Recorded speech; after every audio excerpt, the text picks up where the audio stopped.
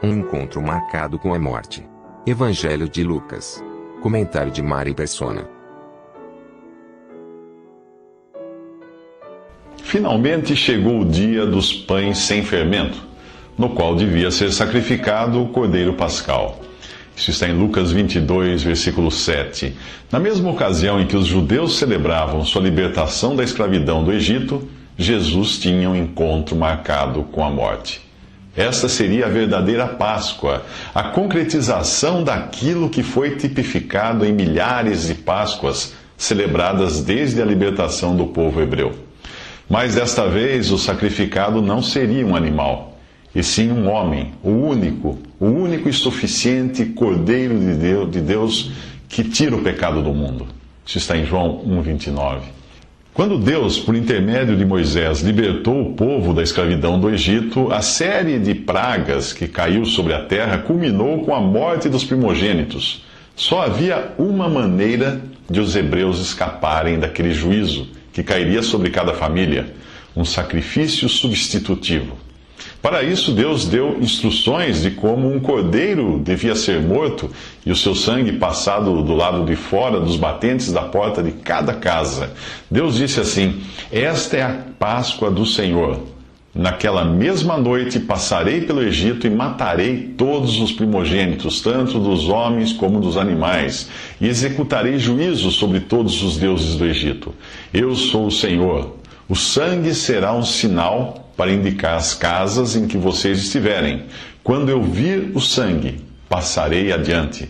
A praga de destruição não os atingirá quando eu ferir o Egito." Isso está em Êxodo, capítulo 12, versículos 11 ao 13. A palavra Páscoa significa passar por cima. E foi o que o Senhor fez com as casas nas quais o sangue foi aplicado ao batente da porta. Passou por cima, porque a morte já havia estado ali. A morte de um cordeiro. A salvação proporcionada pelo sangue do cordeiro era ampla o suficiente para incluir também os egípcios que acreditassem na ameaça. E foi assim que muitos deles e de outros povos acabaram saindo junto com os hebreus. Em Números 11, versículo 4, nós os encontramos como um bando de estrangeiros que havia no meio deles. Essa é a definição que dá nesse capítulo. Aquele sacrifício do cordeiro substituto era uma figura do sacrifício maior que Deus faria séculos mais tarde. Todavia, no lugar de um animal, Deus usaria o seu cordeiro perfeito e sem mancha de pecado, o seu próprio filho Jesus. Se o sangue daquele sacrifício no Egito foi capaz de livrar da morte hebreus e estrangeiros que creram no que Deus disse, quanto mais então o sangue de Cristo, como fala em Hebreus 9,14. Se Jesus tivesse faltado ao encontro que Deus marcou com ele na cruz, ninguém seria salvo. E o que aconteceria se os discípulos não seguissem as instruções dos próximos 3 minutos? Olhe ao redor e você encontrará hoje uma triste caricatura do cristianismo. Homens corruptos atraindo multidões desesperadas por curas ou em busca de riqueza. Shows de música, luz e pirotecnia apelidados de louvor. Templos magníficos mantidos por clérigos que vivem no luxo e na ostentação. Que semelhança tem isso com os cristãos do princípio que congregavam em simplicidade e temor? Nenhuma. Em muitos casos, se você espremer, será capaz de obter algumas gotas do Evangelho da Graça ainda incontaminado. Mas na maioria das vezes até este virá poluído por regras, condições, rituais e outras coisas inventadas pelo homem. Quando foi que começou esse desvio? Logo após o tempo dos apóstolos, e Paulo previu que seria assim depois de sua partida. Ele disse: "Eu sei que depois da minha partida lobos vorazes penetrarão no meio de vocês e não pouparão o rebanho, e dentre vocês mesmos se levantarão homens que torcerão a verdade a fim de atrair os discípulos. Agora eu os entrego a Deus e a palavra da sua graça, que pode edificá-los e dar-lhes herança entre todos os que são santificados. Não cobicei a prata, nem o ouro, nem as roupas de ninguém. Vocês mesmos sabem que estas minhas mãos supriram minhas necessidades e as de meus companheiros. Isso diz Paulo no capítulo 20 de Atos, versículos 29 a 34. Veja o antídoto que ele receitou contra os lobos, hereges e avarentos: Deus e a palavra da sua graça. Hoje não existem mais apóstolos, mas eles nos legaram a palavra da sua graça, que pode edificá-los e dar-lhes herança entre todos os que são santificados. E nisto reside a importância da passagem que nós vamos ler em Lucas 22. Embora esse episódio tenha ocorrido antes da criação da igreja, ele estabelece um princípio que vale para todas as épocas, que é o de perguntar ao Senhor antes de agir. Este é o nosso seguro contra os ataques do inimigo e das heresias ou divisões. Jesus enviou Pedro e João dizendo: vão preparar a refeição da Páscoa. Onde queres que a preparemos? Perguntaram eles em Lucas 22, de 8 a 9. Pedro e João não decidiram de si mesmos, não perguntaram aos outros discípulos e nem buscaram respostas na literatura dos sábios da sua época. Eles perguntaram ao Senhor. Hoje você pode perguntar ao mesmo Senhor em sua palavra onde e como você deve congregar, ou ainda verificar se o lugar e as práticas de onde você se congrega estão corretas. Como fazer isso? Simples. Basta comparar com aquilo que Deus nos legou na sua palavra, dada por intermédio dos apóstolos. Quer alguns exemplos? Então, nos próximos 3 minutos, faremos algumas perguntas ao Senhor.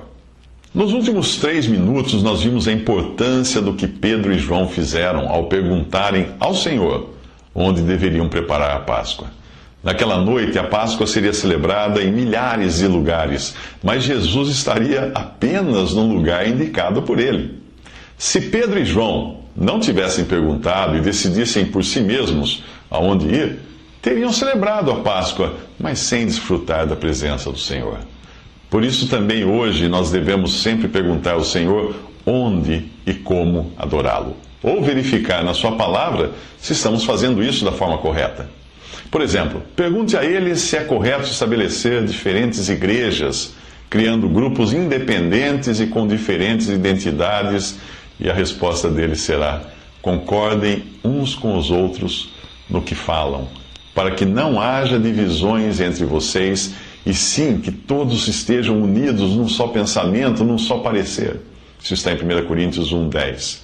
E o Espírito Santo seguirá mostrando que os que criam divisões e partidos entre os irmãos fazem isso porque ainda são carnais, agindo como mundanos, fala em 1 Coríntios 3, versículo 3.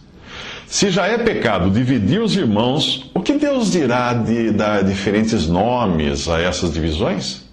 O Senhor deixou claro que existe um único nome ao qual os salvos devem congregar para ter o Senhor no seu próprio meio. Onde estiverem 2 ou 3 reunidos em meu nome, aí estou eu no meio deles. Mateus 18, 20. E Paulo avisa que quando estiverem reunidos em nome de nosso Senhor Jesus, estando presente também o poder de nosso Senhor Jesus Cristo, em 1 Coríntios 5, 4, que as suas decisões serão endossadas no céu. Jesus garantiu isso ao dizer: tudo o que vocês ligarem na terra será ligado no céu, e tudo o que vocês desligarem na terra será desligado no céu. Mateus 18, 18. Apesar de nós vivermos hoje cercados de igreja isso, igreja aquilo, o Espírito Santo diz o que ele pensa dessa colcha de retalhos criada pelos homens. Há divisões entre vocês. Cada um de vocês afirma: eu sou de Paulo, eu de Apolo, eu de Pedro e eu de Cristo. Acaso Cristo está dividido? Foi Paulo crucificado em favor de vocês? Foram vocês batizados em nome de Paulo? Isso está em 1 Coríntios 1, de 11 a 13. Pois quando alguém diz: eu sou de Paulo, e outro: eu sou de Apolo, não estão sendo mundanos? 1 Coríntios 3, 4. Nenhuma distinção deveria existir entre os cristãos, pois em Cristo já não há diferença entre grego e judeu, circunciso e incircunciso, bárbaro e cita, escravo e livre, mas Cristo é tudo e está em todos. Colossenses 3:11. Nos próximos 3 minutos, perguntaremos o que Deus acha dos templos. Nós fazemos muitas coisas sem perguntarmos primeiro a Deus. E por isso existe tanta confusão no testemunho cristão. É o caso dos templos e santuários que cristãos bem intencionados até constroem como se fossem lugares físicos de adoração. Mas será que Deus ordenou que os cristãos construíssem templos ou adotassem o modelo judaico de adoração? É certo que Deus deu a Israel instruções precisas sobre o local onde ele queria ser adorado. Não era para eles imitarem os pagãos que adoravam a seus deuses onde e como bem entendessem. Mas os israelitas deviam buscar o local que o Senhor, o seu Deus, escolhesse dentre todas as tribos para ali pôr o seu nome, para a sua habitação. Isso está em Deuteronômio 12:5. Não haveria outro nome e não haveria outro lugar onde Deus pudesse ser adorado. Deus ainda os alertou: tenham o cuidado de não sacrificar os seus holocaustos em qualquer lugar que lhes agrade. Ofereçam-nos somente no local que o Senhor escolher. Deuteronômio 12, de 13 a 14. Esse lugar seria o templo construído em Jerusalém por direção divina. Somente ali o povo deveria adorar. Quando Jesus esteve aqui, revelou uma mudança radical que estava para acontecer. Diante da afirmação da mulher samaritana de que os judeus dizem que Jerusalém é o lugar onde se deve adorar, ele declarou: está próxima a hora em que vocês não adorarão o Pai nem neste monte, nem em Jerusalém. Está chegando a hora, e de fato já chegou, em que os verdadeiros adoradores adorarão o Pai em espírito e em verdade. Deus é espírito e é necessário que os seus adoradores o adorem em espírito e em verdade. Isso está em João, capítulo 4, versículos 20 a 23. Mais tarde, Deus permitiria a destruição total do templo de Jerusalém, pondo um fim no modelo judaico de adoração. E a Epístola aos Hebreus comprova isso. Hoje, nós cristãos não temos um templo onde adorar. E nem estamos separados da presença de Deus por um véu, como os judeus estavam. Nós temos plena confiança para entrar no Santo dos Santos, pelo sangue de Jesus, por um novo e vivo caminho que Ele nos abriu por meio do véu, isto é, do seu corpo. Isso está em Hebreus 10, 19 a 20. Embora não exista um lugar físico de adoração, o Senhor, o princípio de que é o nome do Senhor que valida o lugar, esse princípio permanece. Porque onde estiverem 2 ou 3 reunidos em meu nome, aí estou eu no meio deles. Isso disse o Senhor em Mateus 18, 20. A ordem, portanto, para hoje é clara. Saiamos até Ele, Jesus, fora do acampamento ou sistema judaico, como ensina Hebreus 13, 13. Mas onde ir? Perguntando ao Senhor, como os discípulos fizeram, quando eles perguntaram: onde queres que a preparemos? Em Lucas 22, 9. Visite Respondi.com.br. Visite também 3minutos.net.